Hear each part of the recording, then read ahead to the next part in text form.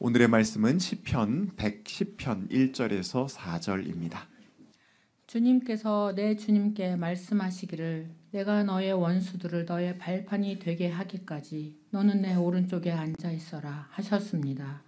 주님께서 임금님의 권능의 지팡이를 시온에서 하사해 주시니 임금님께서는 저 원수들을 통치하십시오. 임금님께서 거룩한 산에서 군대를 이끌고 전쟁터로 나가시는 날에 임금님의 백성이 즐거이 헌신하고 아침 동이 틀 때에 새벽 이슬이 맺히듯이 젊은이들이 임금님께로 모여들 것입니다. 주님께서 맹세하시기를 너는 멜기세덱을 따른 영원한 제사장이다 하셨으니 그 뜻을 바꾸지 않으실 것입니다. 이는 하나님의 말씀입니다. 하나님 감사합니다. 찬양 감사합니다. 주님께서 이렇게 오시리라 확신하시나요? 네, 뭐 아니신 것 같기도 하고. 기도하는 자 위에, 찬송하는 자 위에, 그리고 눈물 흘리고 있는 자 위에 주님께서 오시리라고 확신한다고 저 또한 여러분과 마음을 나누고 싶습니다. 마침내 우리에게 다시 오실 주님, 그분을 기다리는 우리들 한가운데 주님의 은총과 평강이 함께하기를 간절히 기원합니다. 오늘 함께 보신 시편 110편은 왕의 즉위식에서 쓰였을 것이다 라고 추측하는 시편입니다. 전통적으로는 다윗 왕이 통일 왕국의 왕으로 일어서게 되었을 때 그 즉위식에서 찬양대의 찬양이었을 것이다 라고 이야기하지만 또 요즘 많은 견해 가운데에는 그 이후에 여러 다른 즉위식이나 또는 즉위식을 한 뒤에 1년 뒤에 1주년, 2주년 이럴 때 기념하는 예배 가운데에서 쓰였을 것이다 라고 그렇게 추측하기도 합니다. 즉 무엇이 되었든지 간에 다윗 왕과 밀접한 관계가 있는 시편이다라는 것은 분명한 것 같습니다. 그래서 오늘은 다윗의 이야기로 좀 시작해 보려고 합니다. 여러분 기억하고 계시겠지만 소년 다윗이 역사의 무대에 나타난 것은 블레셋의 거인 장수 골리앗과의 싸움에서 승리하면서부터였습니다. 모든 군사들이 골리앗 기세에 눌려서 맞서 싸우지 못하고 있었지요. 그때 하나님의 이름을 욕되게 한다고 하면서 골리앗에 대해서 참지 못하고 나섰는데 그가 바로 소년 다윗이었습니다. 그가 만약에 인간적인 힘을 내세워서 칼로 골리앗과 싸우려고 했거나 혹은 씨름을 해보자고 하며 육탄전으로 싸우려고 했다면 어떻게 되었을까요? 아마 100% 졌을 겁니다. 하지만 다윗은 자신의 경험 가운데에서 승리의 비결을 끌어올렸는데요. 양떼의 목자로서 양을 지키기 위해 늑대와 사자랑 싸웠던 때를 기억해냈습니다. 그는 물맷돌을 잘 던질 줄 아는 목동이었고요. 하나님의 도우심 가운데에서 맹수들과의 싸움에서 승리한 바가 있었습니다. 그래서 같은 방법으로 마치 맹수를 다루듯 골리앗을 다뤄서 승리를 거둔 것이죠. 골리앗과의 싸움에서 승리한 뒤에 사람들은 다윗을 칭송했습니다. 사울이 죽인 자는 1000명이요 목동 다윗이 죽인 자는 10,000명이라면서 다윗을 지켜 세웠죠. 그만큼 골리앗과의 싸움에서 얻게 된 그 승전보는 백성들에게 아주 큰 쾌감을 안겨주었던 것 같습니다. 사울은 다윗을 시기하기 시작합니다. 다윗 때문에 자기 왕권이 흔들리는 것 같았어요. 그가 이스라엘의 첫 번째 왕이었기 때문에 그 역시 모든 게 낯설고 미숙했습니다. 앞에서 벌어지는 모든 일들이 두려웠을 거예요. 아들 요나단에게 왕위를 물려주고 싶었지만 뭔가 쉽지 않은 기운이 국민들 가운데서 느껴졌었을 겁니다.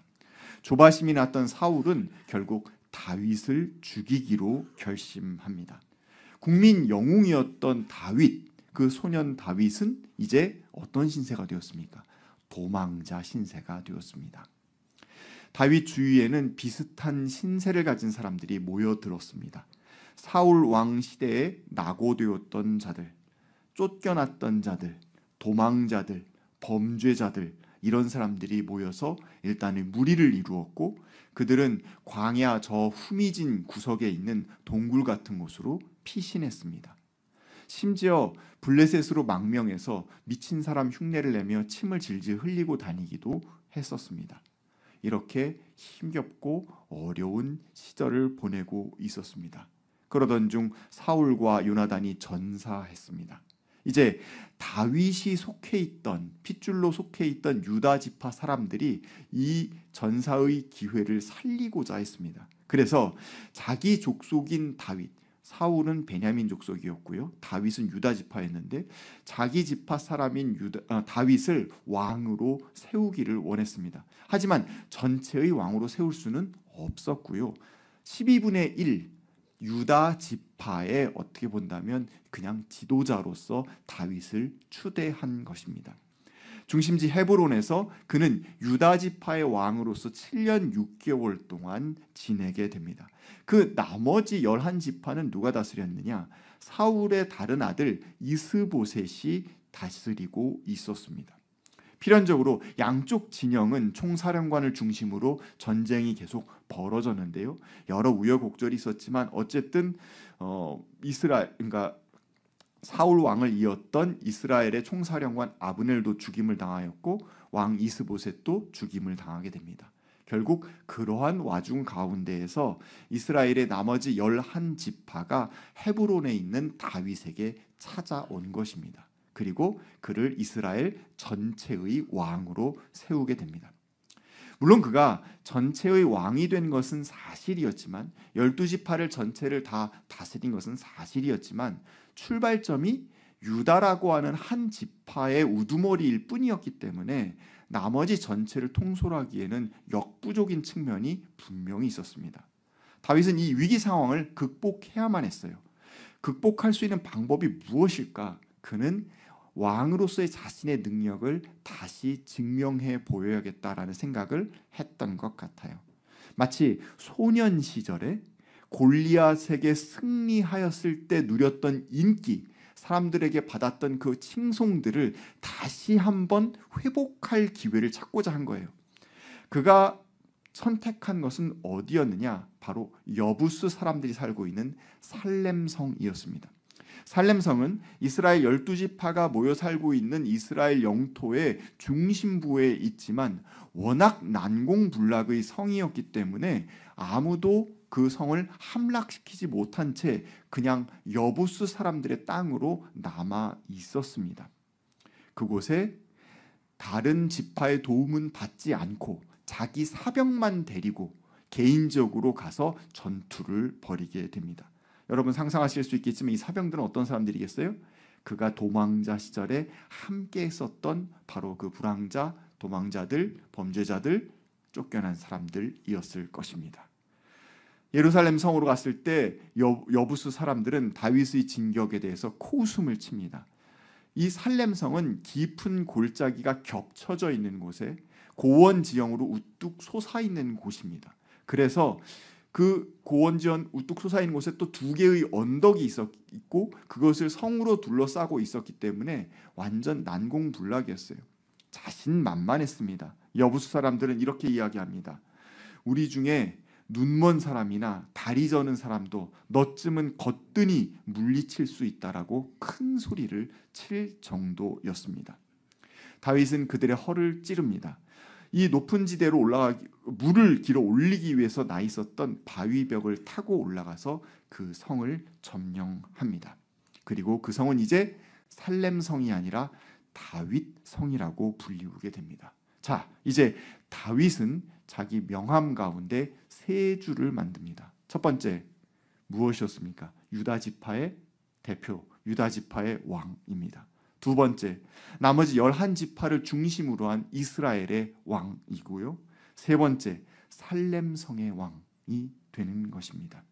이 3가지 명함을 가지고서 그는 더욱더 강대하고 견고하게 자신의 나라를 이끌어가기 시작합니다. 당대 최고의 건축가가 있었던 두로의 왕 히람을 통해서 궁궐을 살렘성 안에 짓습니다.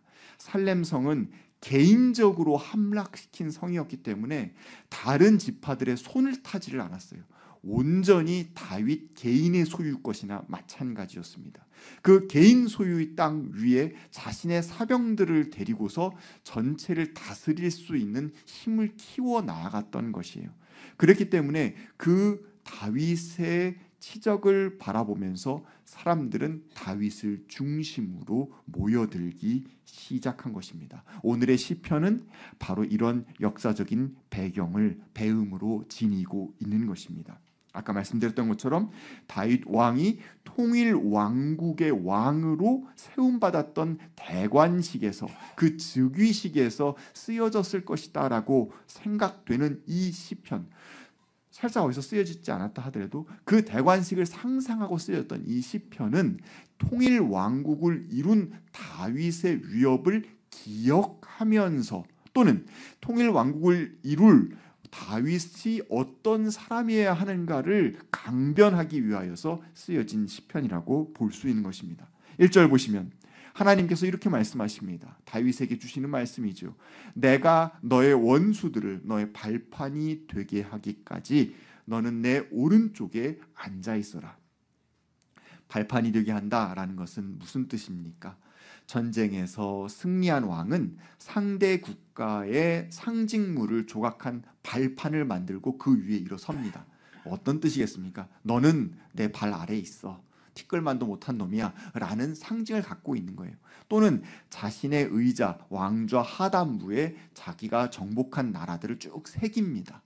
내 엉덩이 밑에 있어, 이런 뜻을 갖고 있는 것이죠. 내 아래에 있다라는 것을 드러내는 통치 행위입니다. 그런데 오늘의 말씀이 흥미로운 지점은 이것입니다. 원수를 발판으로 삼는다는 것은 어떻게 하는 것입니까? 전쟁에서 승리해서, 정복해서 하는 것입니다. 그럼 뭘 해야 됩니까? 전쟁터로 나아가야 돼요. 전쟁터로 나아가라, 내가 너와 함께 있겠다라고 말씀하시지 않고 뭐라고 하신다고요? 오른쪽에, 내 오른쪽에 앉아 있으라고 말씀하고 계십니다. 전혀 다른 공간의 이야기로서 하나님은 다윗에게 명령을 내리고 있는 것입니다.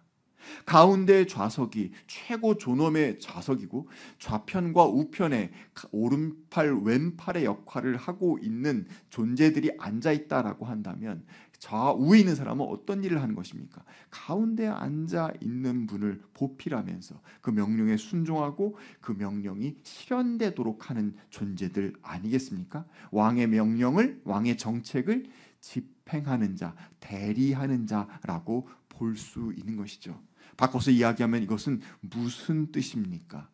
다윗에게 주시는 하나님의 명령입니다. 내가 승리하길 원하느냐? 내가 주변 국가를 발로 일어서기를 원하느냐?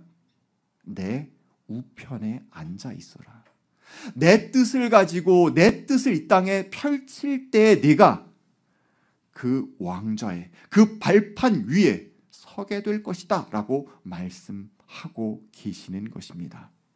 다윗은 진정 하나님의 대리자로서의 역할을 잘 감당했습니다.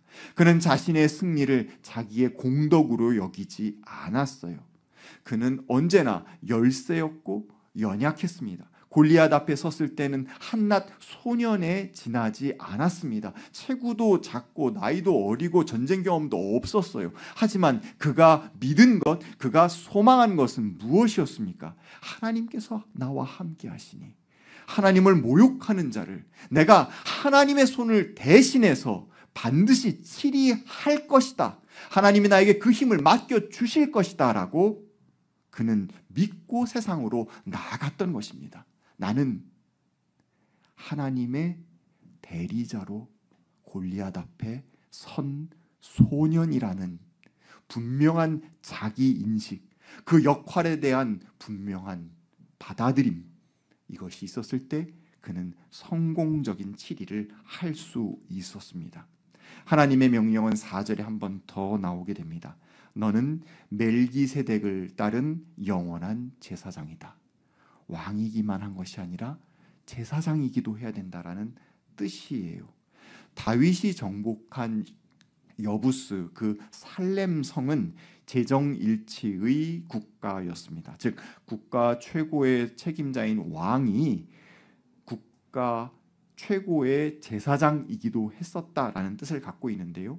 여부스 살렘성을 개인 땅으로 개인 성으로 다윗이 정복하고 난 뒤에 그곳에 왕이 되고 나서 그러한 분위기, 그러한 기운을 그가 그대로 이었음을 알 수 있게 됩니다. 근데 이것은 우리가 오해하지 말아야 되는데 다윗이 레위 족속 아론의 후손들이 대대로 맡았던 제사장직을 맡았다는 뜻이 아니에요. 그것이 아니라 그 제사장직의 의미를 맡았다라는 겁니다. 그 의미는 무엇입니까? 하나님과 인간 사이에서 거룩한 중재자로서 신성한 역할을 감당하는 것입니다.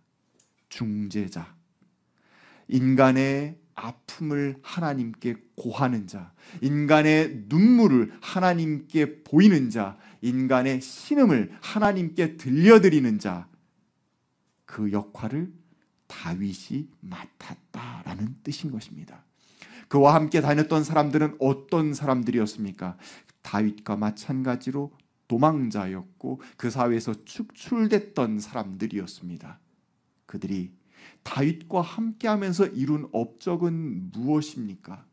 놀라운 성의 살렘 성을 획득한 것 아닙니까?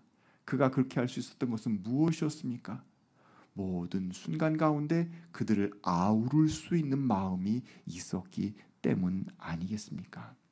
다윗은 하나님의 뜻을 세상에 실현시키는 대리자로서의 역할도 충분히 잘 감당하였고 또 백성들의 삶을 살피고 하나님과 중재하는 역할 또한 잘 감당하는 왕이 되었습니다.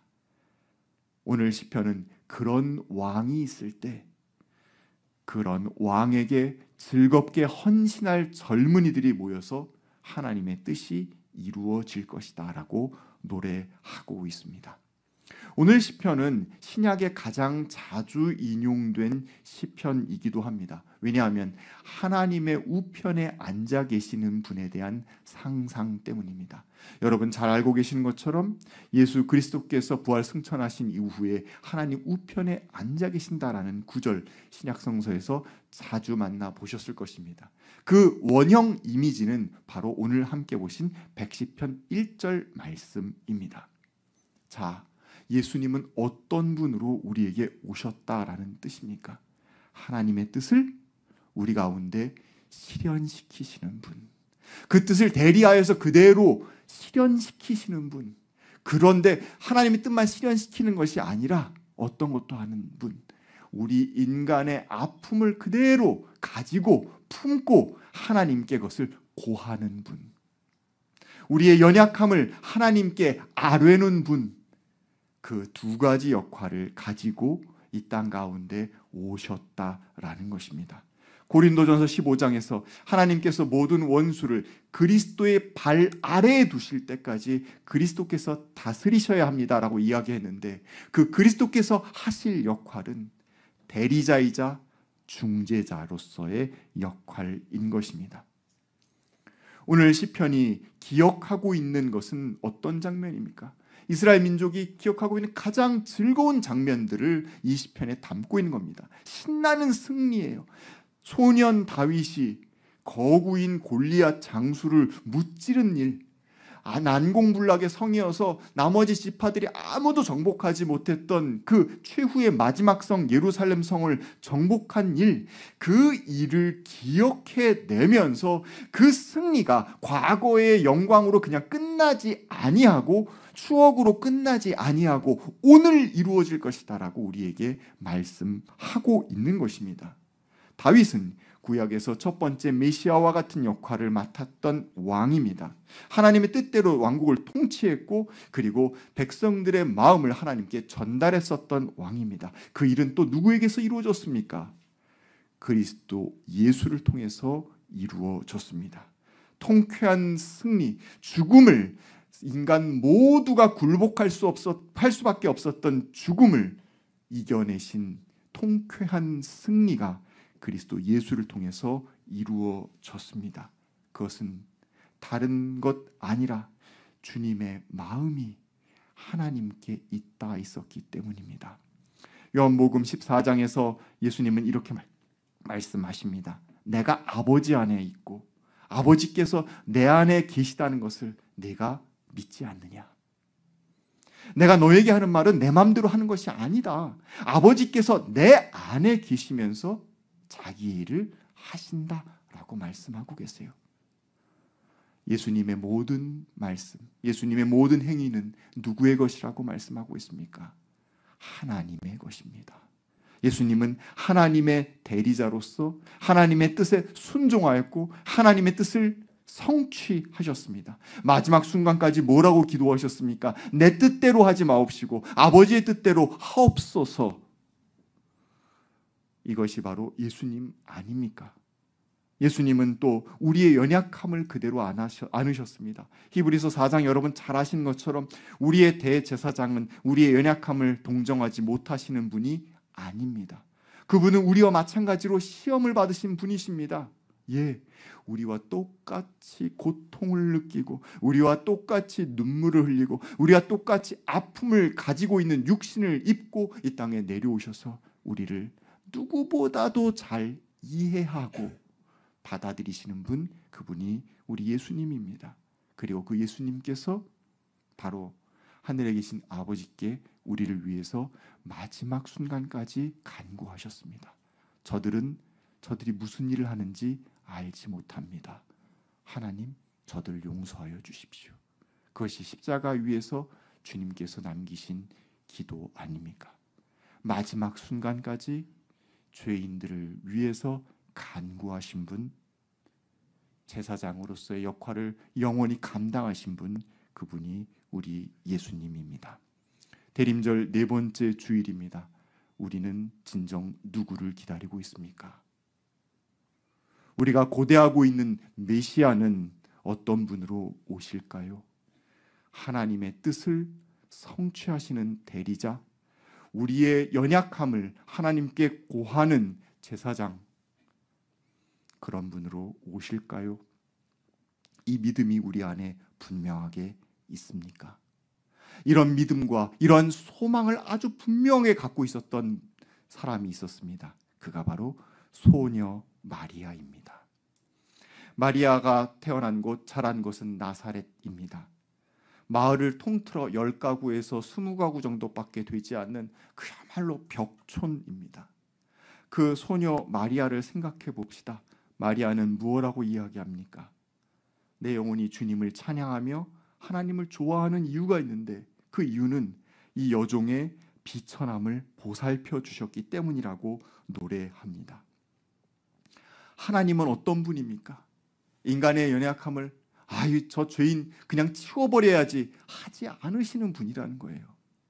인간의 연약함을, 인간의 비천함을 그대로 보살펴 주시는 분이시기에 마리아는 하나님을 찬양한다라고 노래하고 있습니다. 그는 하나님께서 그리하시는 분이시다라는 것을 분명하게 믿고 또 하나님은 그 비천함에 대해서 불쌍해하고 가만히 있는 분이 아니라 움직여서 활동하신다라고 이야기합니다. 그가 이렇게 노래합니다. 나는 행복합니다. 왜? 힘센 분이 나에게 큰 일을 하셨기 때문입니다 라고 이야기하고 있습니다. 하나님께서는 일을 하시는 분이시다라는 거예요. 누구를 위해서? 비천한 자를 위해서 일을 하시는 분.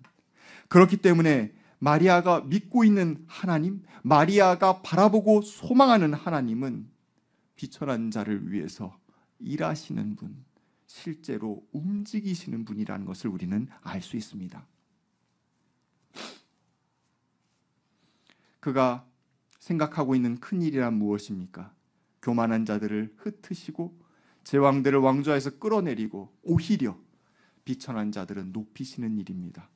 줄인 사람들에게 좋은 것으로 배부르게 하십니다. 저는 이 구절이 참 좋습니다.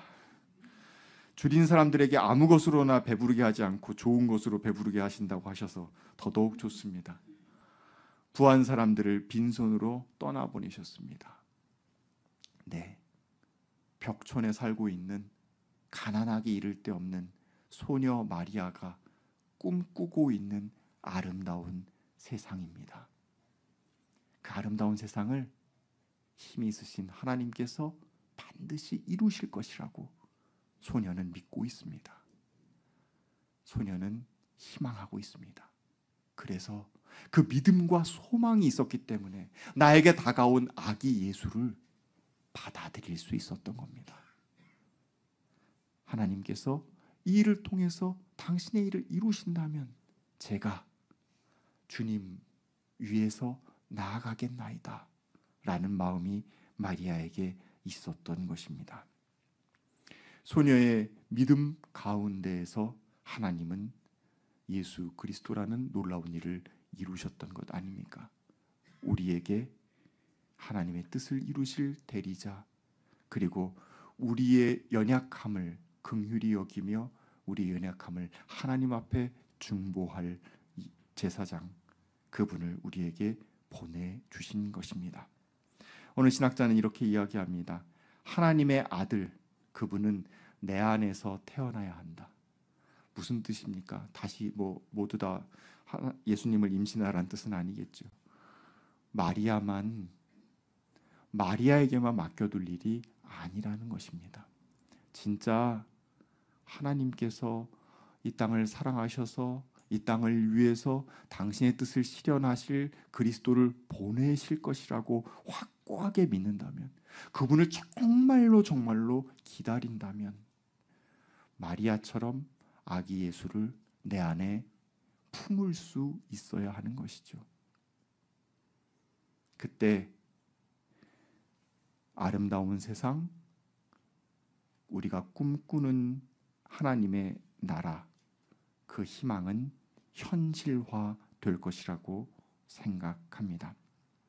하나님께서는 그리스도 예수를 이 땅에 다시 보내실 것입니다. 그리고 그를 통해서 눈물을 닦으시고 신음소리를 찬양으로 바꾸실 것입니다. 마침내 그 일을 반드시 이루실 것입니다. 이를 확고하게 믿고 오늘 그 일이 이루어지고 있다라고 확신하는 가운데 내일을 향하여서 소망의 발걸음을 옮기실 수 있는 저와 여러분이 되기를 간절히 기원합니다. 주신 말씀 두고 함께 거듭의 기도 드리겠습니다.